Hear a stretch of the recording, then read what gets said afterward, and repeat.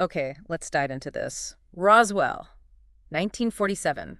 Something crashed out in the New Mexico desert. And yeah, for what, almost 80 years now, it's just fueled endless speculation, maybe more than any other single event, really. It's incredible, and we've got some interesting material to sort through today.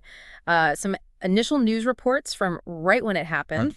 Capturing that immediate reaction. Exactly, and a really detailed Wikipedia overview, which is great for the timeline and all the different theories that popped up. Right.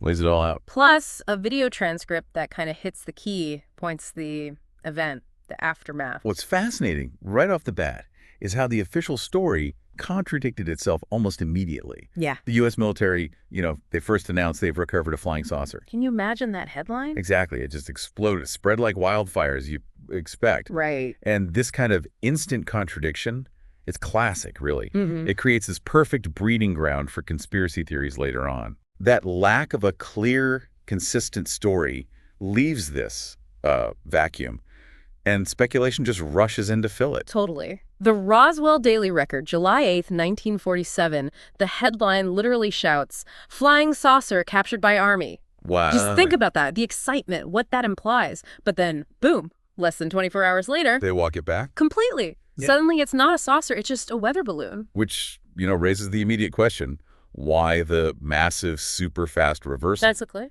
And our sources mention those now infamous photos, the Yeah, staged fine. ones. Oh yeah, with the foil and sticks. Right. Military officers holding up bits of what they claimed was the wreckage, just some foil and wooden sticks. That image alone, well, it made a lot of local people pretty skeptical right away, Understandably. especially when you compare it to what the rancher, Mac Brazel, the guy who actually found the debris, Yeah. what he described. Right, he found this stuff scattered across his land back in July 47. And he said the materials felt totally different from a normal weather balloon. He described them as, like, thin, metallic. Unbreakable, reportedly. Yeah, like nothing he'd ever seen before. So he finds this stuff, doesn't even know about the whole flying saucer buzz initially, but he eventually reports it to the Roswell Army Airfield. And that single report kicks everything off. Leads straight to that first sensational flying disc press release. But then the retraction happening the very next day. It just feels, I don't know. Deliberate. Yeah, deliberate. It's that huge contrast, isn't it, between the absolutely wild initial claim and the immediate, very, very boring explanation. Yeah. That's what keeps the mystery alive for so many people. And it didn't stop there. The mystery just got, well, deeper over time. Right. Decades pass, and as our sources show, you start getting former military folks, civilian witnesses too, coming forward with their own stories. And what really stands out in a lot of those later accounts are these consistent claims about actual alien bodies. At the crash site. Yeah. Now, this is where it gets really interesting. People started talking about seeing heavily guarded military convoys, right? The kind of operation that suggests something way bigger than just cleaning up a weather balloon. Definitely. And then you hear these persistent allegations that witnesses were pressured, even threatened, some say, to keep quiet. That kind of alleged intimidation, well, it pours fuel on the fire of a cover-up in the public mind, doesn't it? Absolutely. And if you think about public perception, you have to mention the alien autopsy video from 1995. Oh, yeah, that was huge. Even though it's been pretty thoroughly debunked now, hoax or maybe a reconstruction, as the creators later kind of admitted. Right. It still had this massive impact. For a lot of people, seeing those images, fake or not, it just provided this visual confirmation. It made it real in a way nothing else had. It's wild how that footage, despite all the questions around it, just lodged itself in pop culture. Totally. So for you listening, the question becomes, are these later memories just, fuzzy over time, maybe shaped by all the stories and suggestions flying around? Or do they actually hold kernels of truth, something real that was actively suppressed? To figure that out, we have to look at the official explanations the government eventually put out. Right. The U.S. Air Force, they released two big reports in the 1990s trying to settle the matter. Okay. The first one, the Roswell Report, Fact versus Fiction, came out in '94. And it basically concluded the crash was debris from Project Mogul. Project Mogul, what was that exactly? Mogul was actually a real thing, a classified program the U.S. was running. They used these high-altitude balloons, pretty large ones, Okay. carrying sensitive equipment designed to listen for sound waves from Soviet nuclear tests. Yeah. It was very top-secret Cold War stuff. So the official line is, what Mac Brazel found was just wreckage from one of these secret Mogul balloons. That's the explanation for the debris, yeah. But what about all those persistent stories? The claims about alien bodies? That's where the second Air Force report comes in. Yeah. It was released in 1997. Okay, what did it say? It addressed the body claims directly. Yeah. Their explanation was that these alleged bodies were probably anthropomorphic test dummies. Dummies, like crash test dummies. Sort of, yeah.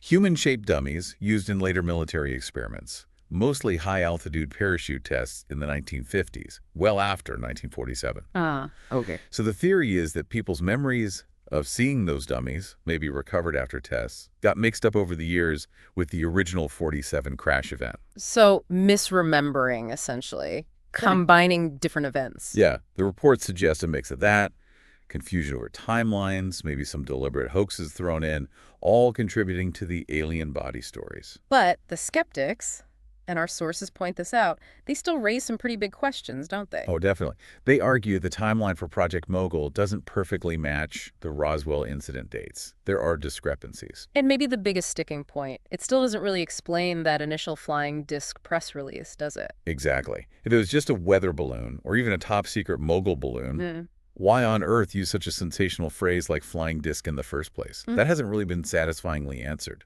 And it's right there, at that point of lingering doubt, that Roswell stops being just, a historical incident. And becomes something much bigger, a cultural phenomenon. Totally. Our sources really detail how this whole thing fundamentally changed the town of Roswell itself.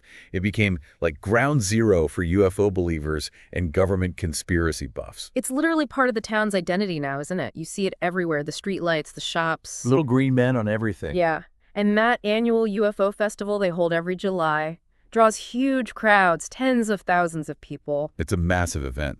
Really shows the enduring cultural power of this one story. It's become symbolic. It really cemented that whole narrative, didn't it? The idea of a U.S. government conspiracy, hiding proof of alien contact. Absolutely. And some sociological analysis we looked at connects this surge in belief directly to the wider anxieties of the Cold War era. That makes sense. Yeah, you had these widespread fears about secret government projects, new terrifying weapons, the threat of nuclear war. A general distrust of authority was definitely in the air. So the idea of the government hiding something as huge as alien technology. It resonated, It tapped into those existing fears about hidden power and secret knowledge, especially during such an uncertain time globally. It's fascinating how one sort of localized event became this lens for processing much bigger societal anxieties. And you have to consider the context in New Mexico itself, right? One source mentions all the secrecy already surrounding military bases and nuclear research labs like Los Alamos and White Sands. Good point. People knew classified stuff was happening nearby. It probably amplified the suspicion when something weird occurred. For sure. And of course, you've got the International UFO Museum and Research Center right there in Roswell. A permanent monument, really, to how much this event captured our collective imagination. So as we kind of wrap up this deep dive, we circle back to that core question, the one that's been hanging in the air for nearly 80 years. What actually crashed near Roswell in the summer of 1947? Was it, a mundane explanation like a balloon, maybe initially mishandled or deliberately covered up for secrecy reasons? Or was it something genuinely extraordinary? Something from off-world that the authorities absolutely had to keep under wraps? We still don't have that definitive smoking gun, do we? No.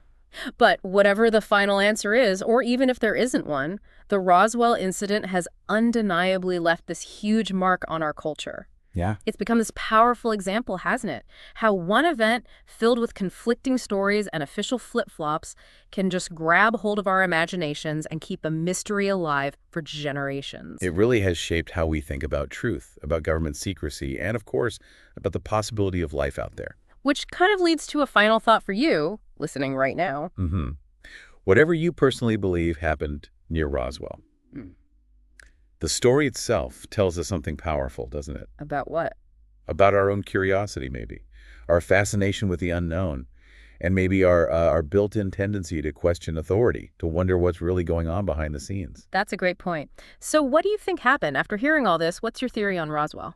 Yeah, we'd genuinely love to hear your thoughts. Drop us a comment or message wherever you're listening. And hey, if you enjoyed digging into the Roswell Enigma with us, please do like, share, and subscribe. Yeah, it helps others find the show.